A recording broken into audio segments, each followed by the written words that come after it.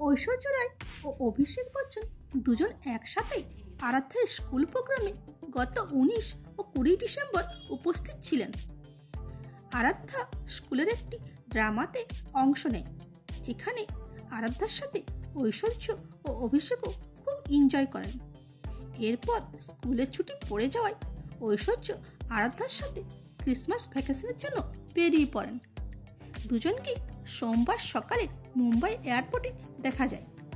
পাপারাজিরা ঐশ্বর্যের সামনে এলে ঐশ্বর্য তাদেরকে মেরি ক্রিসমাস উইশ করেন। এই সময় ঐশ্বর্য ও আরাধ্যা দুজনকেই ব্ল্যাক প্যান্ট ও ব্ল্যাক হুডিতে দেখা যায়। যদিও অভিষেক বচ্চনকে তাদের সাথে দেখা যায়নি, তবে তারা কোথায় গেলেন তা এখনও জানা যায়নি। এর আপডেট শীঘ্রই জানানো হবে। এরকমই ভিডিও পেতে চ্যানেলটিকে লাইক, শেয়ার ও সাবস্ক্রাইব করুন। আর ফেসবুক, ইনস্টা থেকে দেখে থাকলে ফলো করুন। Thanks for watching.